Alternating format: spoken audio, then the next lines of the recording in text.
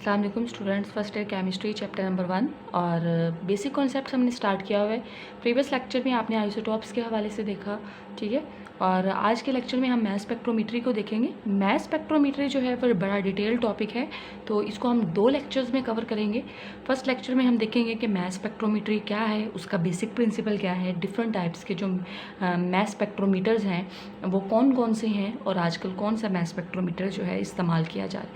इन सब चीज़ों को हम फर्स्ट लेक्चर में डिस्कस करेंगे और दूसरे लेक्चर में हम मैस स्पेक्ट्रोमीट्री जो है उसकी टेक्निक को फुल डिटेल के साथ डिस्कस करेंगे, एक एक कॉन्सेप्ट को क्लियर करेंगे। तो स्टार्ट करते हैं अपना लेक्चर आज का, मैस स्पेक्ट्रोमीट्री। मैस स्पेक्ट्रोमीट्री, ठीक है। मैस स्पेक्ट्रोमीट्री क्या है दरअसल? This is an analytical technique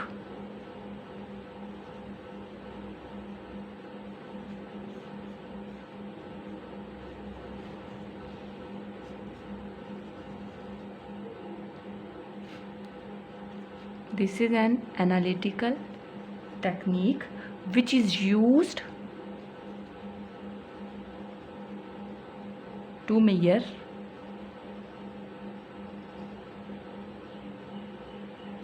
किस लिए ये इस्तेमाल की जाती है? एनालिटिकल टेक्निक है which is use to measure exact message of isotope,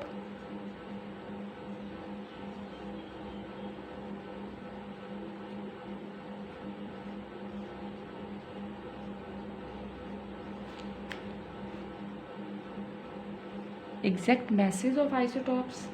दूसरा, फाइंड आउट करने में हेल्प करती है relative abundance of isotopes, ठीक है। इसकी मदद से हम एग्जैक्ट मैसेज ऑफ आइसोटॉप्स उसको फाइंड आउट कर सकते हैं, रिलेटिव अबंडेंस उसको फाइंड आउट कर सकते हैं। रिलेटिव अबंडेंस को नेचुरल अबंडेंस का नाम भी दिया जाता है। इसके अलावा हम क्या चीज़ फाइंड आउट कर सकते हैं, आगे बड़े लेवल पे, मास्टर लेवल पे आप इस चीज़ को डिस्कस करोगे तो वो थोड़ा सा बता देती हूँ। Molecular message of compound, molecular masses of compound और molecular या molecular structure, इसको भी हम मालूम कर सकते हैं और वेरीफाई कर सकते हैं, ठीक है। सबसे पहले मैंने आपको ये बताया कि मैस स्पेक्ट्रोमीट्री क्या है, एनालिटिकल टेक्निक है और ये किस लिए इस्तेमाल होती है? एग्जैक्ट मैसेज ऑफ आइसोटॉप्स को फाइंड आउट करने के लिए, रिलेटिव अबंडेंस ऑफ आइसोटॉप्स को फाइंड आउट करने के लिए, molecular message of compound and molecular structure को मालूम और उनको वेरीफाई करने के लिए इस्तेमाल होती है, ठीक है। उसके बाद जो है वो हम बात कर लेते हैं प्रिंसिपल ऑफ मैस स्पेक्ट्रोमीट्री कि इसका प्रिंसिपल दरअसल क्या है। इसको जल्दी से रेज करते हैं, जल्दी से। Very next heading, principle of mass spectrometry. इसको जो है वो पहले मैं इसका प्रिंसिपल राइट करती हूँ यहाँ पे आपके सामने बोर्ड पे और उसके बाद फिर हम इसको डिस्कस करेंगे, इसके एक एक पॉइंट को, ठीक है। प्रिंसिपल क्या है हमारे पास?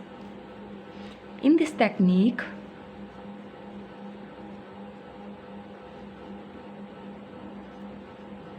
a substance is first volatilized बोलते हैं, and then ionized with the help of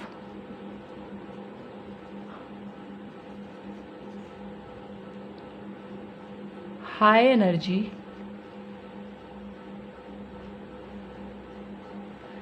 beam of electrons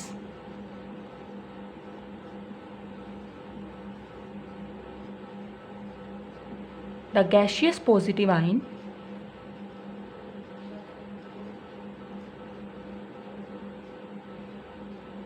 positive ions thus formed are separated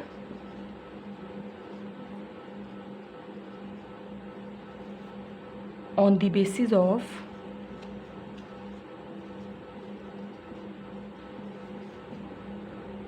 mass to charge ratio, mass to charge ratio, and then recorded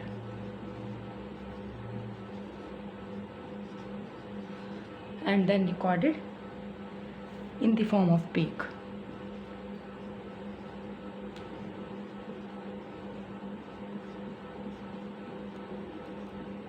ठीक है, principle of mass spectrometry में दरअसल हमारे पास क्या है, in this technique a substance is first volatilised. ठीक है, सबसे पहले उसको जो है वो वोलेटिलाइज्ड करना है, वोलेटिलाइज मतलब उसको वेपर्स फॉर्म में चेंज करना है, एंड देन आयोनाइज्ड, फिर उसको आइंस में कन्वर्ट करना है with the help of high energy beam of electron. Ions में कैसे कन्वर्ट करना है, high energy beam of electron provide करके।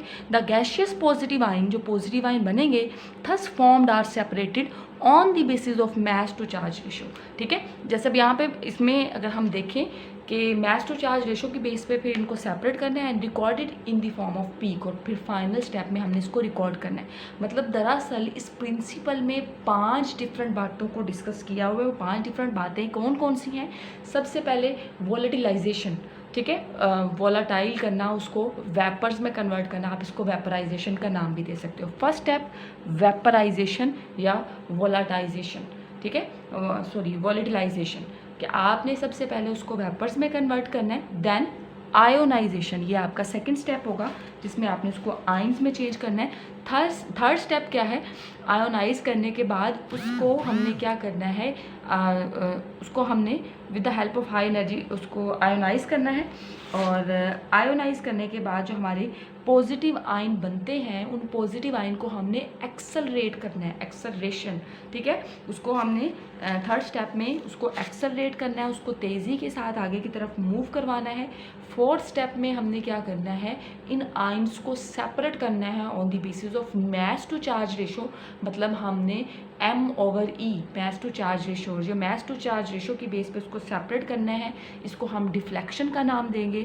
और फिफ्थ स्टेप हमारा क्या होता है, रिकॉर्डिंग, कि फिर हमने उसकी रिकॉर्डिंग करनी है। डिफरेंट हमारे पास जो है रिकॉर्डर होगा, रिकॉर्डर के बाद आगे कंप्यूटर की मदद से चार्ट ड्रॉ होगा, और वहाँ से हमें पता चल जाएगा कि किस आइसोटॉप की कितनी रिलेटिव अबंडेंस है, कितने आइसोटॉप्स जो हैं वो प्रेजेंट है। ये जैसे जैसे हम आगे मूव ऑन करेंगे ये एक एक चीज़ क्लियर होती जाएगी। ठीक है, अच्छा, ये जो हमने प्रिंसिपल पढ़ा जिसमें हमने कहा कि फर्स्ट स्टेप आयोनाइजेशन, पहले स्टेप में हमने फर्स्ट स्टेप में वेपराइजेशन, कि हमारे पास फॉर एग्जांपल कोई सैंपल है और ये सैंपल फॉर एग्जांपल हमारे पास सॉलिड स्टेट में है, ठीक है, सॉलिड स्टेट में इस या फिर लिक्विड स्टेट में, इसको सबसे पहले हम वेपराइज करेंगे।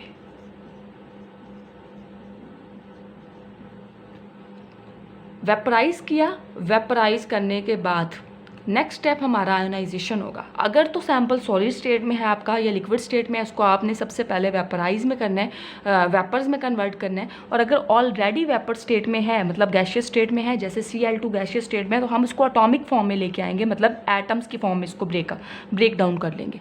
सोडियम मेटल है, ठीक है, सॉलिड फॉर्म में है, बहुत सारे सोडियम एटम्स आपस में कंबाइन हुए हैं, हम उसको सबसे पहले सेपरेट करेंगे। ठीक है, क्योंकि हम डिफरेंट एटम्स के आइसोटॉप्स को स्टडी करना चाह रहे हैं। मतलब ये सोडियम एटम है, अगर सारे एक साथ सॉलिड की फॉर्म में कंबाइन होंगे तो हम कैसे उनके आइसोटॉप्स को स्टडी कर सकते हैं?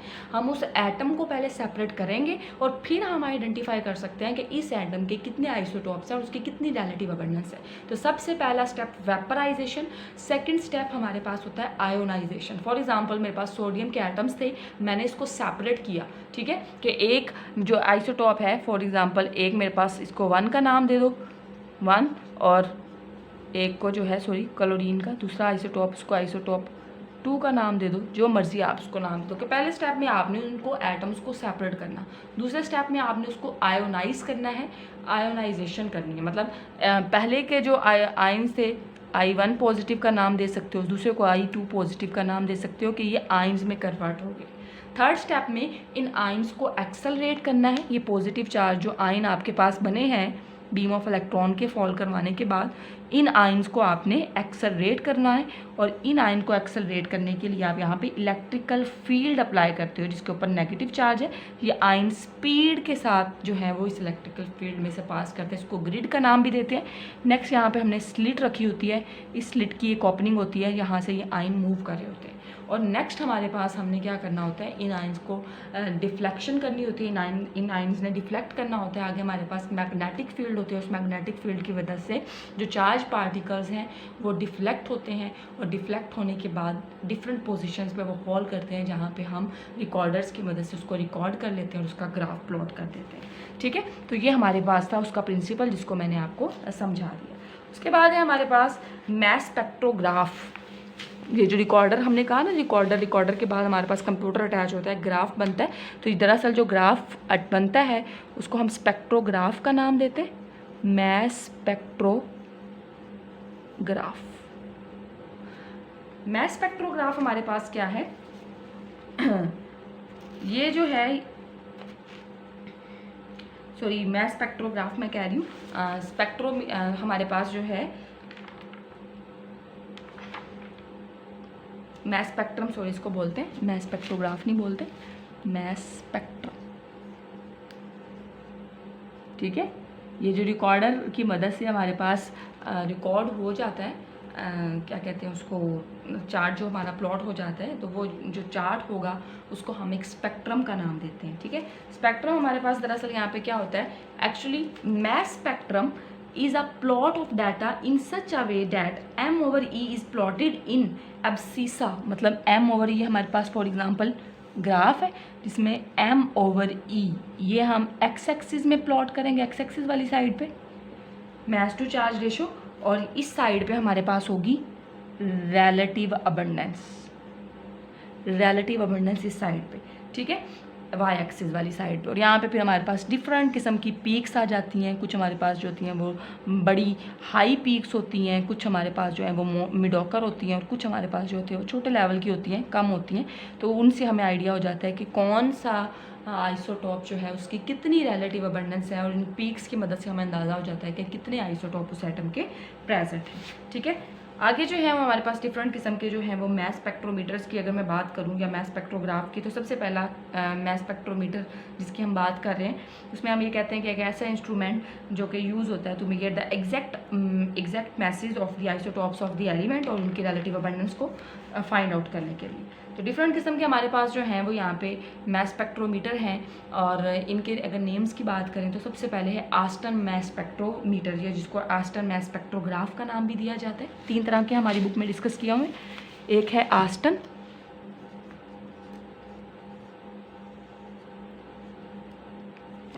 Mess spectrograph. ये जो आस्टन मैस स्पेक्ट्रोग्राफ है, ठीक है, ये हमारे पास डिज़ाइन किया था F.W. आस्टन ने इन 1919 में इसने जो है वो इसको डिज़ाइन किया था। और ये किस लिए डिज़ाइन किया गया, it is design to identify the isotopes of an element on the basis of their atomic message. ठीक है, इसमें जो है वो हमने आइसोटॉप्स ऑफ द एलिमेंट्स उसको देखना है on the basis of their atomic message, और इसको नोबेल प्राइज़ भी मिला था इस मैस स्पेक्ट्रोमीट्री पे, कि आस्टन मैस स्पेक्ट्रोमीट्री को जब उसने एक इंस्ट्रूमेंट दिया था स्पेक्ट्रोमीट्री का, तो उस बेस पे इसके ऊपर वर्किंग करने की बेस पे इसको नोबेल प्राइज़ भी दिया गया था। उसके बाद डेम्स्टर मैस स्पेक्ट्रोमीटर की अगर हम बात करें, डेम्स्टर, ठीक है, डेम्स्टर मैस स्पेक्ट्रोमीट्री की अगर हम बात करें तो A.J. डेम्स्टर जो हैं, इन्होंने 1980 में जो है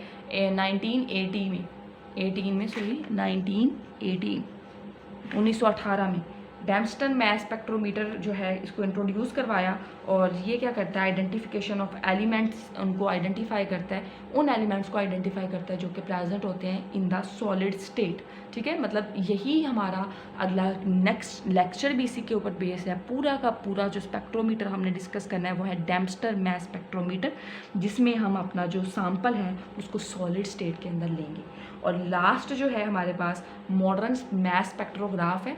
अगर डेम्स्टर मैस स्पेक्ट्रोग्राफ में ही थोड़ी सी चेंजेस की जाएँ, मतलब डेम्स्टर मैस स्पेक्ट्रोमीटर जो है अगर उसके अंदर एम्पलीफायर और रिकॉर्डर को ऐड कर दिया जाए तो उसके बाद वो जो डेम्स्टर मैस स्पेक्ट्रोग्राफ है वो बिल्कुल वैसा ही हो जाएगा जैसे मॉडर्न मैस स्पेक्ट्रोग्राफ है। बिल्कुल उसी तरह का उसका फंक्शन, उसकी वर्किंग सेम वैसी हो जाएगी, बस थोड़ी सी मॉडिफिकेशन की ज़रूरत है, 2 स्टेप मॉडिफिकेशन की ज़रूरत है। एक उसमें एम्पलीफायर को ऐड कर दो, दूसरा उसमें रिकॉर्डर को ऐड कर दो, ठीक है। और इसके अलावा जो है मॉडर्न मैस स्पेक्ट्रोग्राफ में जो हम ग्राफ प्लॉट करते हैं वो दरअसल M/E की बेस पे नहीं करते, बल्कि मैस नंबर और रिलेटिव अबंडेंस।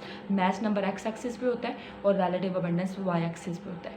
बाकी ये सारे का सारी इसकी जो वर्किंग है मैस स्पेक्ट्रोमीटर, जिसको हम डिटेल में डिस्कस करेंगे कि किस किस तरह से, अभी तो सिर्फ हमने पढ़ा ना वोलेटाइल करना है, उसको आयनाइज करना है, फिर उसको एक्सेलरेट करना है, सेपरेट करना है और फिर उसको रिकॉर्ड करना है। तो ये एक एक स्टेप को हम दरअसल डिटेल में डिस्कस करेंगे। ये अभी जस्ट हमने थोड़ा सा अपना कॉन्सेप्ट क्लियर करने के लिए आपको थोड़ा सा इंट्रोडक्शन, थोड़ा सा ब्रीफ किया है ताकि आने वाले लेक्चर के लिए आप थोड़ा सा तैयार हो जाए। अगला लेक्चर हम लोग पूरा डिटेल में हम इस मैस स्पेक्ट्रोमीटर को डिस्कस करेंगे। अपना बहुत सारा ख्याल रखना। अल्लाह हाफिज़।